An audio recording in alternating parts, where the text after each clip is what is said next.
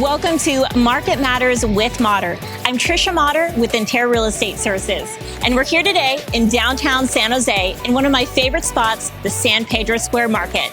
Now let's talk about what's happening in the real estate market. We're seeing this continued growth of competition that's been driven by the low inventory and low interest rates that we touched on in our last video. But the good news is, from the California Association of Realtors, they recently announced for a future forecast for this year that we are expected to see some relief as more inventory comes available late spring into summer, as more homeowners get comfortable with the idea of putting their home on the market. So we are looking forward to that much needed relief. Now, the interesting facts are not many people realize that the state of California is no stranger to a lack of housing supply. It's been an issue that we've been dealing with since 1970. And last studied, we are 3 to 4 million units short of what was actually needed for our population. Most of that is driven from the Bay Area, where we have a high density. Now, that's 20 to 30% of housing stock needed to meet our demand. So what have people been doing about finding their next home once they sell or buying their next? Let's look at the data through the Silicon Valley Index and the California Association of Realtors data trends to see where people are going and what their motivations are.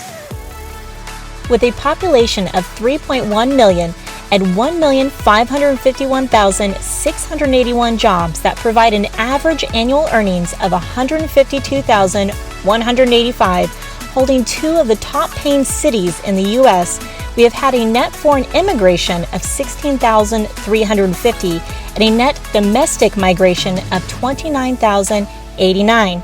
Now let's look at the components of the population change.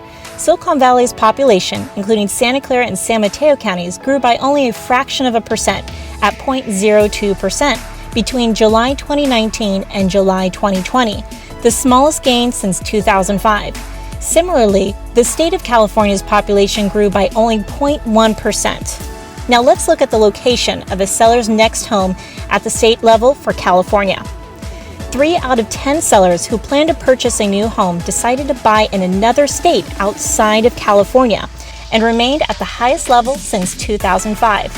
Declining housing affordability and the flexibility to work remotely have been a large driving factor to an elevated level of sellers wanting to move to another state. With last year, we had 33% of sellers deciding to move out of state, 18% moving to another county, and 36% remaining in the same county. Now, what were the reasons people were wanting to buy in 2020 versus 2019?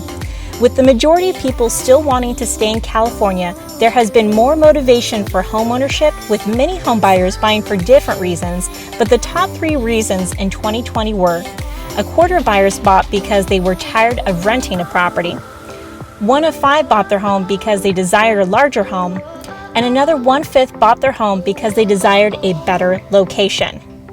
Now, with this, we had an increase of share of first-time homebuyers, which is the highest it's been in 10 years.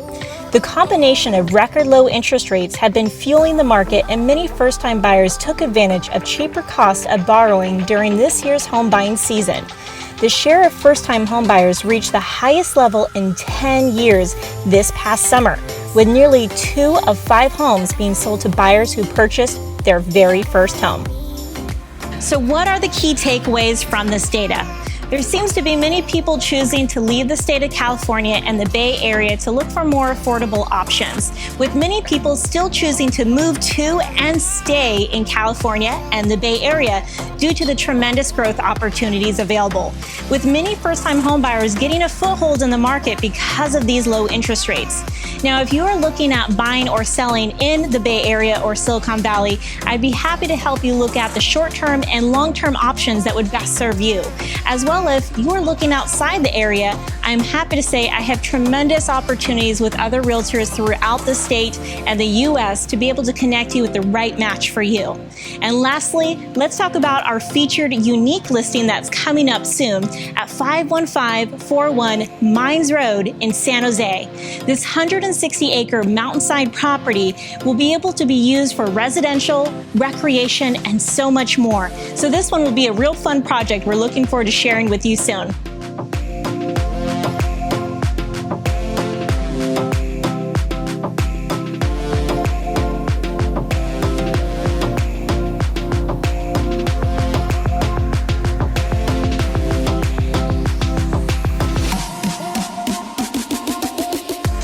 Thank you so much for watching Market Matters with Motter. Stay tuned for next month's episode.